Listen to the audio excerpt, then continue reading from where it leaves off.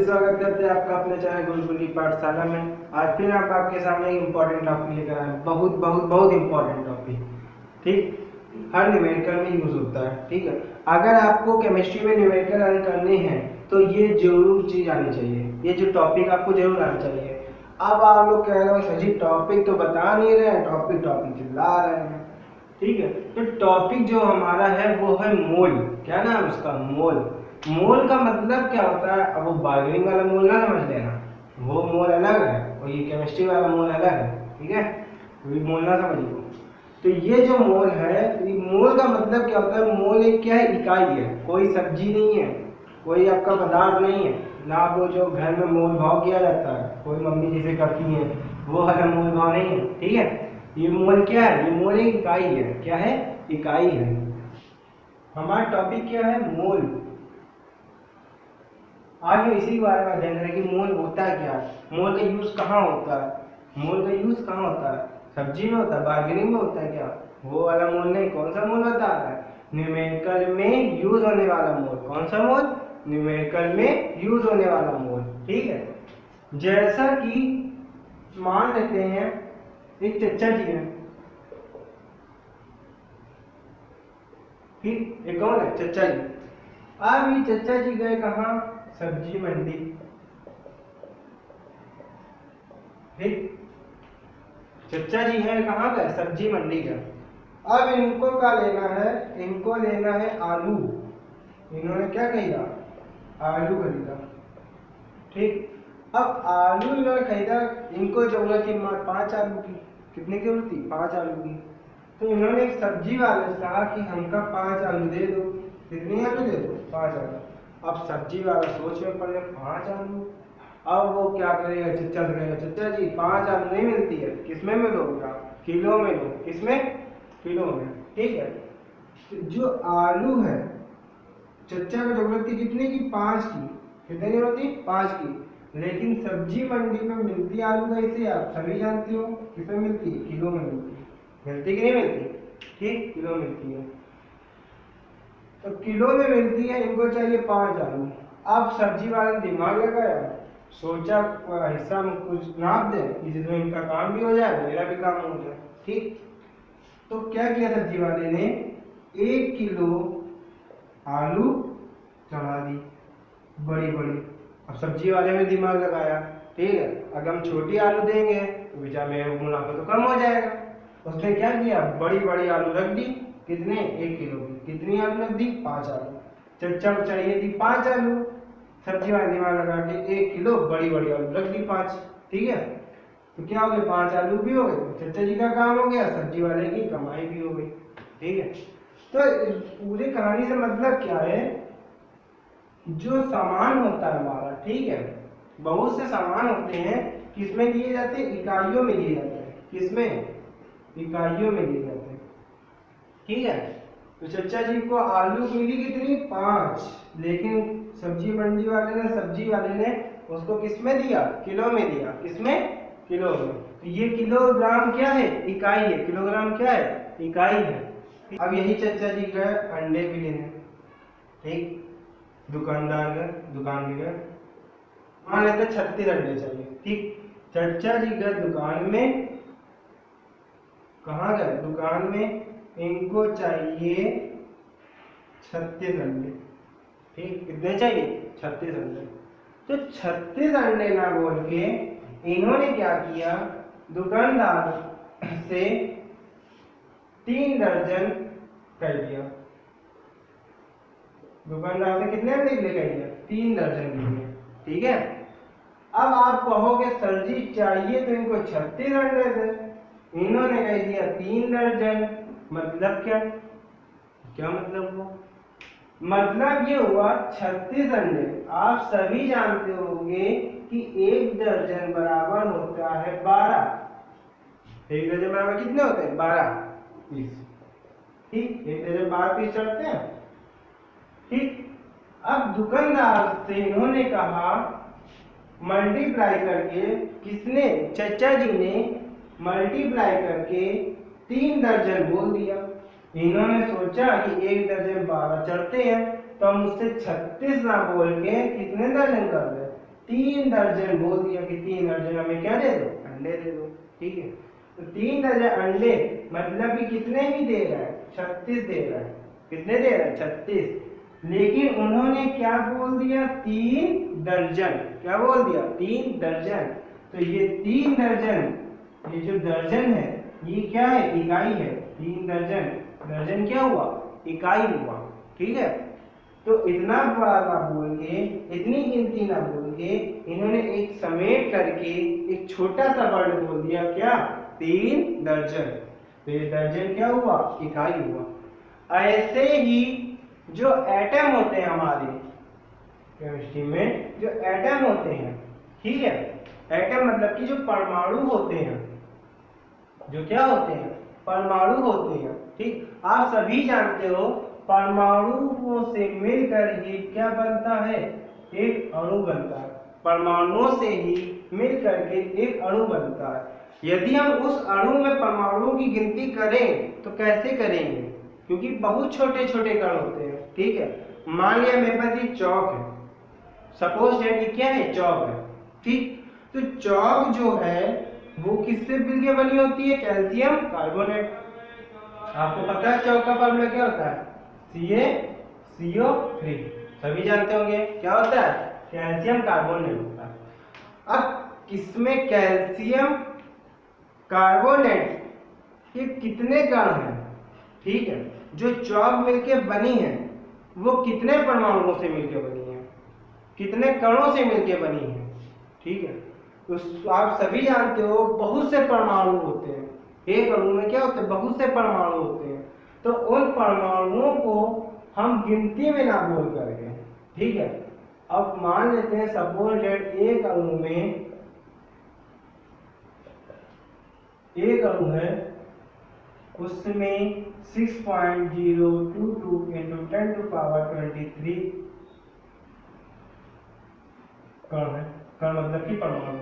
अब हमने ये गिनती ही क्यों ली है, ये रेशियो ही क्यों लिया है, वो भी आगे क्लियर हो जाएगा। ठीक है, मान लेते हैं मेरा एक अणु जो है इतने कणों से मिलकर के बना है, इतने कणों से मिलकर के बना है। ये बहुत बड़ी वैल्यू है, आप सब जानते होंगे। 10 की घात कितनी है, 23 है।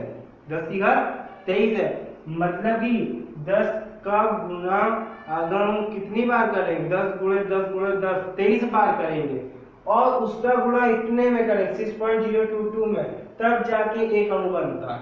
तब जाके क्या बनता है, एक अणु बनता है। तो हम इतना बड़ा कण ना लेकर, इतनी हम गिनती ना लेकर, इसको हमने कह दिया कि एक अणु जो है हमारा वो 1 मोल से मिलकर के बना है। इतनी गिनती को हमने क्या नाम दे दिया, 1 मोल नाम दे दिया। क्या नाम दे दिया, 1 मोल। मतलब कि एक अणु जो है हमारा 1 मोल से मिलकर के बना है। ठीक है, तो ये मोल भी क्या हुआ, इकाई हुआ। मोल क्या हुआ, इकाई। आया समझ में, पक्का। चलिए, आया कि नहीं आया, हाँ आ गया। तो आप सब्जी मंडी पहुंच जाओ। मोल क्या हुआ, इकाई हुआ। जैसे आप जानते हो 1 दर्जन, सॉरी हाँ, 1 दर्जन में 12 पीस चलते हैं। ठीक, कोई भी ले लो, कोई भी पीस, कोई भी पदार्थ हो दर्जन वाला, उसमें 12 पीस चलेंगे, चाहे अंडा हो चाहे केला हो चाहे कुछ भी हो। ठीक, 1 किलोग्राम में 1000 ग्राम होते हैं। ये भी जानते हो, जानते हो पक्का। ठीक है, वैसे ही 1 मोल में 6.022 into 10⁻23 कण उपस्थित होते हैं। कहीं कहीं आपको 6.022 इंटू मिलेगा, कहीं कहीं आपको 6.023 into 10⁻23 कण मिलेंगे। ठीक है, बहुत बुकों में ये लिखा है और कई बुकों में ये लिखा है, आप कोई भी यूज कर सकते हो। ठीक है, तो 1 मोल में 6.022 into 10⁻23 कण उपस्थित होते हैं। तो हम इतने कण की संख्या ना बोलकर हम क्या कहेंगे कि किसी पदार्थ या कोई पदार्थ 1 मोल कण से मिल करके बना है। 1 मोल कणों से मिल करके बना है। तो मोल क्या हुआ, एग्जैक्टली इकाई हुआ। सभी जानते होंगे कार्बन के 2 समस्थानिक होते हैं। कार्बन कितने समस्थानिक होते हैं, 2। समस्थानिक तो समझते हो ना, आइसोटोप्स क्या होते हैं बता देते हैं। समस्थानिक होता है जिनके परमाणु क्रमांक क्या होने चाहिए, जिनके परमाणु क्रमांक समान हो, अलग क्या होना चाहिए, परमाणु भार, जिनके परमाणु क्रमांक समान हो और परमाणु भार क्या हो, भिन्न भिन्न हो, वो कहलाते हैं हमारे समस्थानिक। ठीक, इसका ही अपोजिट समभारिक क्या हो जाएगा, जिसके परमाणु भार समान हो और परमाणु क्रमांक भिन्न भिन्न हो, वो समभारिक। और जिनके परमाणु क्रमांक समान है, परमाणु भार भिन्न भिन्न है, वो समस्थानिक कहलाएंगे। ठीक, हमें बात किसकी करनी है, समस्थानिक की करनी है, समस्थानिक के लिए चलते हैं। ठीक, तो आप सभी जानते होंगे या कई लोग नहीं भी जानते होंगे कि कार्बन में दो समस्थानिक होते हैं, एक C612 और एक C614। ठीक है, एक होता है 6C12 और एक होता है 6C14। जो होगा हमारा मोल की डिप्रेशन क्या बनती है, ये तो हमने बता दिया कि मोल में इतने कण होते हैं। अब इसकी डिप्रेशन की बात करते हैं। ठीक है, अब देखिएगा मोल से रिलेटेड कितने कॉन्सेप्ट आते हैं। ठीक है, और सब कॉन्सेप्ट कहीं ना कहीं यूज हो रही है आपके। C612 के कार्बन 12 के, ठीक, इसको क्या बोलोगे, कार्बन 12 के 12 ग्राम में उपस्थित कणों की संख्या 1 मोल कहलाती है। कार्बन 12 के 12 ग्राम में उपस्थित कणों की संख्या कहलाती है। मतलब क्या हुआ इसका, जो हमने पदार्थ लिया, जो हमने एलिमेंट लिया, यदि उसका परमाणु भार और उसका द्रव्यमान समान है, उसका द्रव्यमान समान है, क्या, परमाणु भार और द्रव्यमान समान है, तो वो कितने मोल का बना होगा पदार्थ, 1 मोल का बना होगा। ठीक है, सपोज दैट हमने एक पदार्थ है मेरा A, उसका परमाणु भार है 20 ग्राम, इसका परमाणु भार है 20 और उसका जो द्रव्यमान है वो कितना है, 20 ग्राम। तो ये जो पदार्थ है वो कितने मोल से मिलके बना है, 1 मोल से मिलके बना है। 1 मोल आया, पक्का, हाँ कि ना, आ गया, कंफ्यूजन नहीं। ठीक है, तो जो हमारा एलिमेंट्स है, जो हमारा पदार्थ है, जो हमारा अणु है, जो हमारा कण है, एटम है, ठीक है, उसका परमाणु भार और द्रव्यमान यदि समान है, एक ही है, तो वो पदार्थ 1 मोल से मिलकर के बनेगा, 1 मोल कणों से मिलकर के बनेगा। ठीक है, आया समझ में, पक्का, ठीक है। 1 मोल का आपको पता है, मतलब जो कार्बन 12 के 12 ग्राम में उपस्थित कणों की संख्या, कितने कणों की संख्या, 6.022 into 10 to power 23 कणों की संख्या क्या कहलाएगी आपकी, 1 मोल कहलाएगी। क्या कहलाएगी, 1 मोल कहलाएगी। तो ये 1 मोल क्या हुआ, आ गया समझ में, ये जो मोल है ये क्या है, पदार्थ की इकाई है। ठीक है, पदार्थ की क्या है, इकाई है। अब मोल बोम वाला मोल मत समझना, केमिस्ट्री वाला मोल समझिए, न्यूमेरिकल वाला। ठीक है, आया समझ में। तो मान लेते हैं हमने फर्स्ट नंबर दे दिया, सेकंड नंबर इसके ऊपर कर देना। ठीक है, मिटाएंगे। मोल कॉन्सेप्ट की बात करते हैं। अब बात आती है, जो मेरा एक पदार्थ है, ठीक है, 1 मोल में कणों की संख्या, 1 मोल कणों की संख्या, 1 मोल में कणों की संख्या कितनी होगी, 6.022 into 10 to power 23 होगी। ठीक है, 1 मोल में कणों की संख्या कितनी होगी, 6.022 into 10 to power 23 कण उपस्थित होते हैं। ठीक, अब कणों है, कण है, तो ये कण आपके आयन भी हो सकते हैं, ये कण आपके परमाणु भी हो सकते हैं, ये कण आपके अणु भी हो सकते हैं। मतलब कि यदि कोई कहे एक मोल आयन में, एक मोल आयन की संख्या बताइए, एक मोल आयन की संख्या, तो आप कितनी बताएंगे? 6.02 × 10⁻23। अगर कोई पूछे आपसे एक मोल परमाणु की संख्या बताइए, कितनी बताएंगे? 6.02 × 10⁻23। अगर कोई आपसे पूछे एक मोल अणुओं की संख्या बताइए, तो भी आप कितनी बताएंगे? 6.02 × 10⁻23। ठीक है, आयतन में। अब बात करते हैं आगे, थोड़ा फॉर्मूले बेस पे चलते हैं। ठीक, n बराबर होता है n equal to W upon capital M। ठीक, n इक्वल टू क्या होता है? W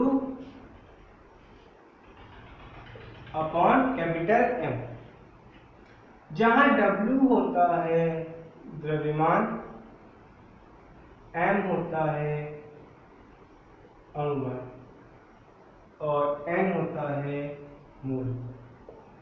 n क्या होता है? मोल। n का मतलब मोल होता है, w का मतलब आपका द्रव्यमान होता है, कैपिटल M का मतलब अणुभार होता है। ठीक, ये पहला फार्मूला है किसका? मोल का। द्रव्यमान, मोल बराबर द्रव्यमान बटे अणुभार। यहां से डिफरेंशियल बनेगी किसी पदार्थ का, किसी पदार्थ का, किसी पदार्थ के द्रव्यमान और अणुभार के अनुपात को एक मोल कहा जाता है।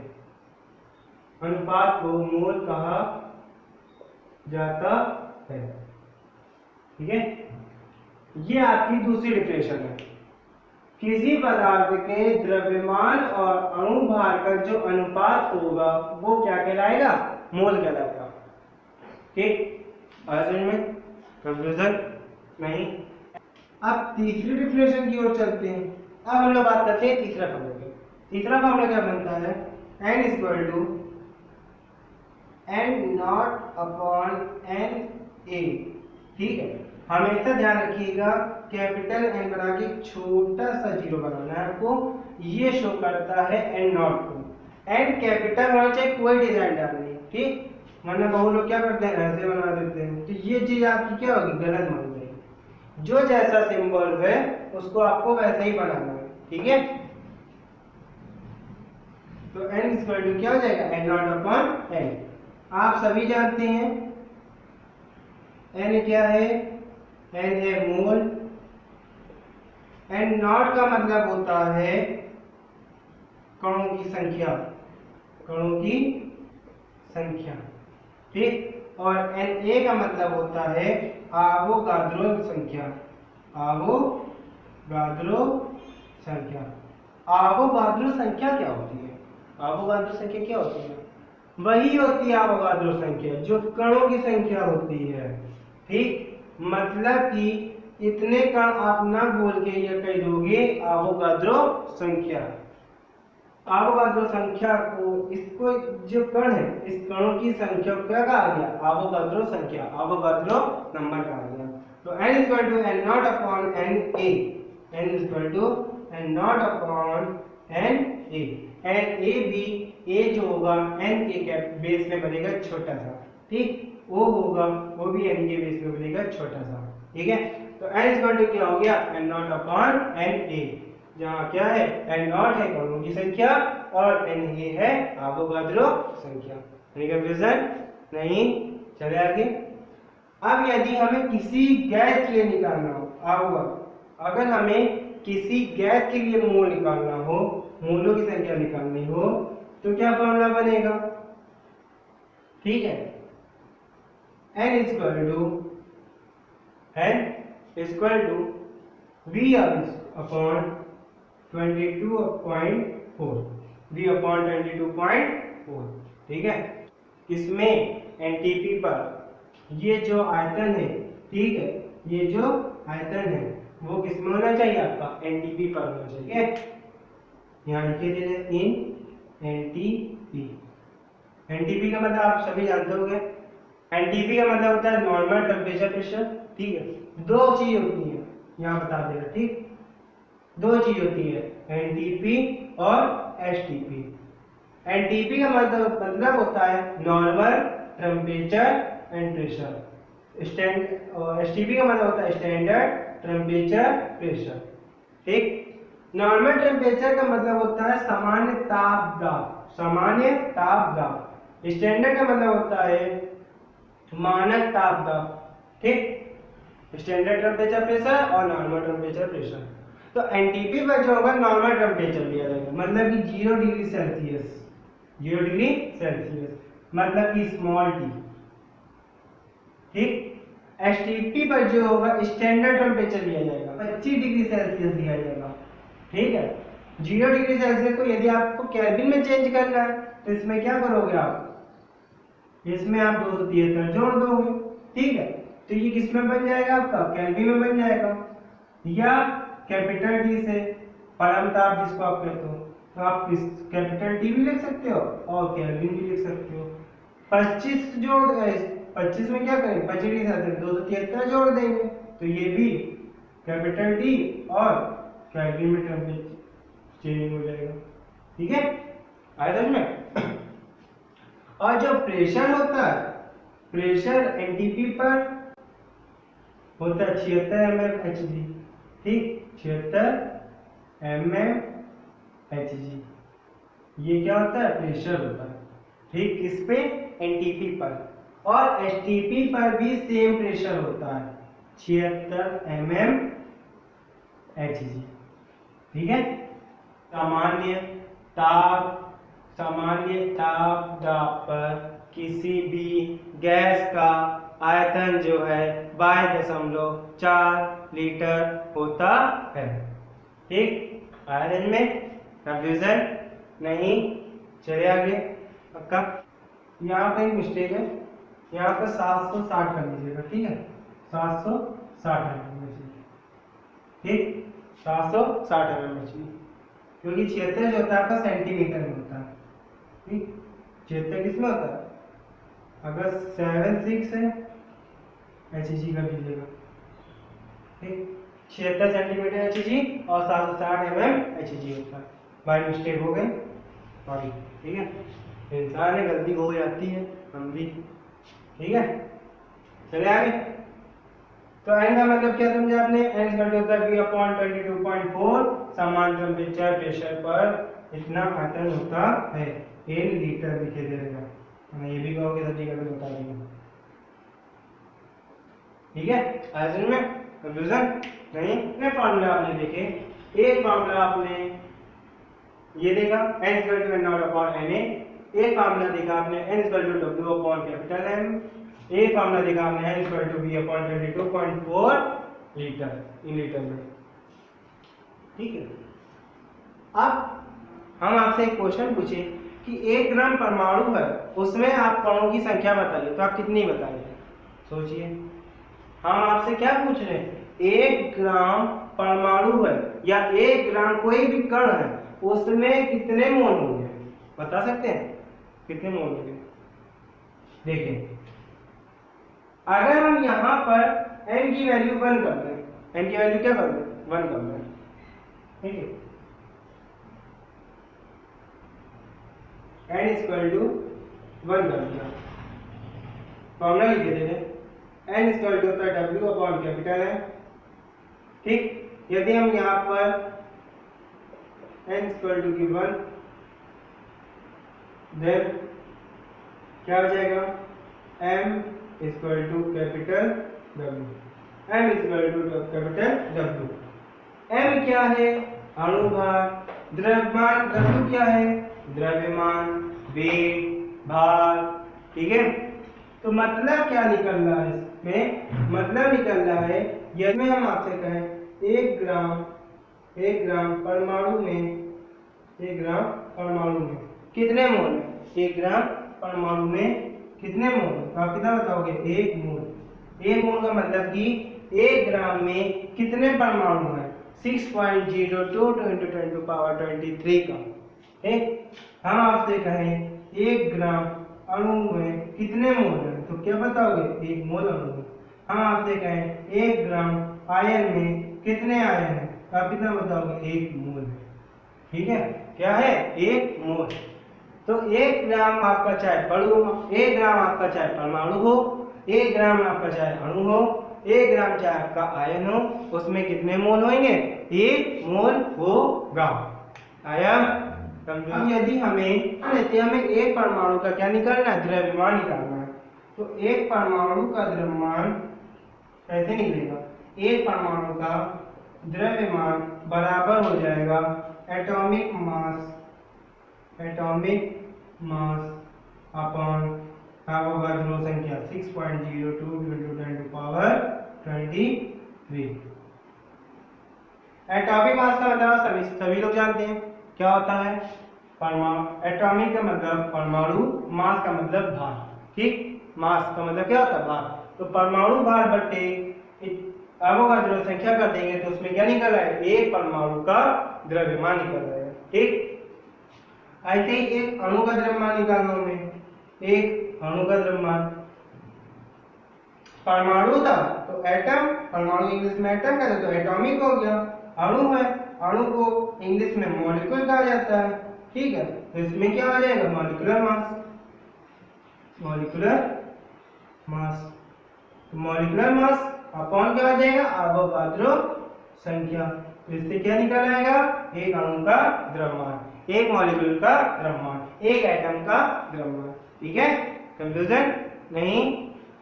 तो इसमें आपको जो नोट करने लायक हो वो आप नोट कर लीजिएगा स्क्रीनशॉट लेकर। यदि कोई कंफ्यूजन हो तो आप जरूर उसको कमेंट बॉक्स में उसको मेंशन कर दीजिएगा, या इंस्टाग्राम का आईडी का लिंक दिया गया है तो आप मुझसे वहां भी डिस्कस कर सकते हैं। ठीक है, और हमारे चैनल में जो नए हैं वो प्लीज, अगर वीडियो अच्छी लगे हो तो मेरा एक जो खतरनाक चेहरा बनकर आता है आखिरी में, उस प्रेस कीजिएगा से हमारी वीडियो सबसे पहले आपके पास पहुंचे। किसी और के पास ना पहुंचे, आप ही पास जाएगी। तो ब्लैक बेल आइकन दबा देना, कौन सा पैसा लग रहा है? ठीक है, दबा दो, नेट तो फ्री है ही, भगवान की मर्जी, भगवान की मर्जी का। यहाँ तो जियो वाले को चल रहा है। लॉकडाउन में हो, आराम से फायदा उठाओ, घर में बैठो, पढ़ाई करो, एकदम टेंशन फ्री, एंजॉय भी करो, पढ़ाई भी करो, क्योंकि दोनों चीज इंपॉर्टेंट है लाइफ में। देखिए, दोनों चीज इंपॉर्टेंट होती है, एंजॉयमेंट भी इंपॉर्टेंट है और पढ़ाई भी इंपॉर्टेंट है। आप यह सोचिए केवल पढ़ाई हो, एंजॉय ना हो, वो भी बेकार है। फिर सामने वाला चूतिया समझता, कोई पढ़ता होता है नहीं, बताओ? मतलब जो पूरा दिन क्या करता, पढ़ता ही रहता है, खेलता ही नहीं, पता नहीं क्या है ये वो, तो भी ताने सुनने मिलते हैं। और अगर आप केवल एंजॉयमेंट करते हो तो भी घर वाले सुनाते हैं। इसलिए दोनों चीज कीजिए, पढ़ाई भी कीजिए, एंजॉय भी कीजिए। ठीक है, और मेरा जो खतरनाक चेहरा बन के आता है उस पर प्लीज प्रेस कीजिए, सब्सक्राइब कीजिए। अगर वीडियो अच्छी लगे हो तो दोस्तों को शेयर कीजिए। ठीक, थैंक यू। और कहीं भी कंफ्यूजन हो तो जरूर कमेंट बॉक्स में उसको मेंशन कीजिए, या इंस्टाग्राम के आईडी का लिंक दिया गया है, वहाँ आप मुझे प्रेस कीजिए। और हाँ, सबसे जरूरी चीज, आपके स्क्रीन में एक नंबर चल रहा होगा, अगर किसी को नोट्स की जरूरत हो तो उस नंबर पर आप कॉल कीजिए और पूछ लीजिएगा नोट्स के लिए। ठीक है, क्योंकि आप नोट्स भी तैयार करते रहिए और अपना टॉपिक भी क्या कीजिए, अपना टॉपिक भी आप क्लियर करते रहिए। ठीक, इससे क्या होगा? आपके जो नोट्स हैं वो भी तैयार होते जाएंगे और आपका जो टॉपिक चल रहा है वो जल्दी आसानी से समझ में आएगा। ठीक है, जरूर समझिए, जरूर लाइक कीजिए और जरूर जरूर दूसरों तक शेयर कीजिए। ठीक है, थैंक यू।